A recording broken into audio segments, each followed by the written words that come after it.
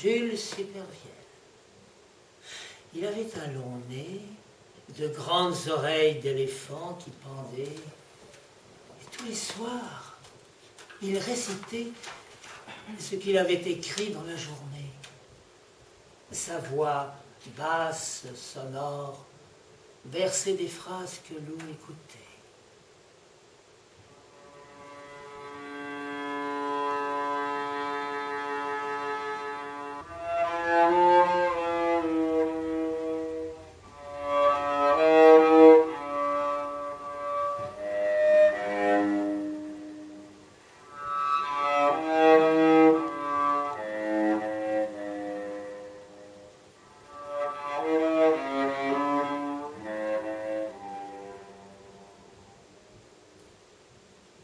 Il ne comprenait pas tous les mots qui se déroulaient, mais rêvait de chocolat, de confiture, d'arbres et de fourmis. Et quand la voix se taisait, Lou applaudissait et mangeait son gâteau devant le sourire lointain de Julio. Lou savait que ce qu'il écoutait était beau, car les mots chantaient et dansaient tels des fourmis devant ses yeux qui se fermaient par la fatigue de cette journée d'été. Et la voix de Julio se prolongeait en écho dans la forêt des rêves qui s'était emparée de la nuit de sans étoiles. Les fourmis.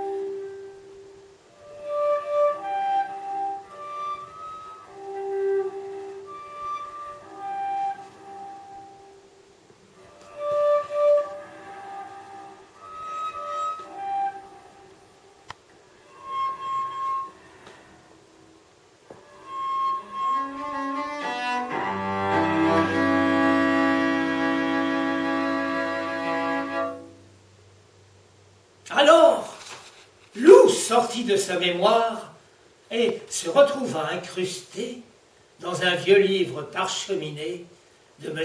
Stevenson.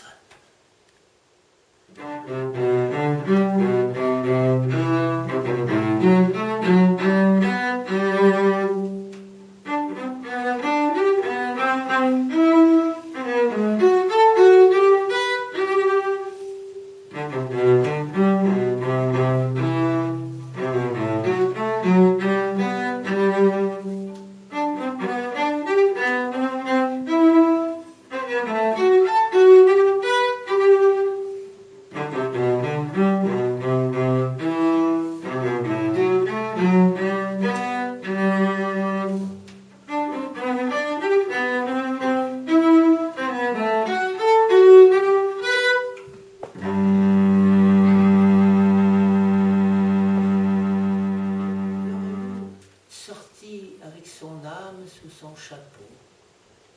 Et c'est alors qu'il se heurta à la pulpeuse Cathy qui, expressément, venait de lui raconter qu'elle était amoureuse de lui. « Et de qui? Mais de vous, dit-elle, en se précipitant contre lui, et si vivement qu'il basculait. Et son chapeau tomba. Lou se précipita pour retenir l'irréparable, son âme. Oh, jamais je ne la retrouverai. Jamais, s'écria-t-il en s'enfuyant. Ami! Ami! Reviens! Reviens!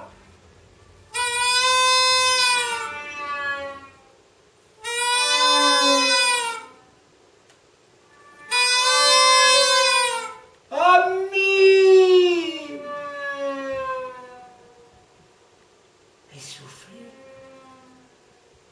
il s'arrêta pour acheter une cage, la cage de son âme. Ainsi, il se promenait parmi une foule d'adolescents le long des trottoirs musicaux, avec ses pantoufles solaires, les uns dansaient, les autres chantaient.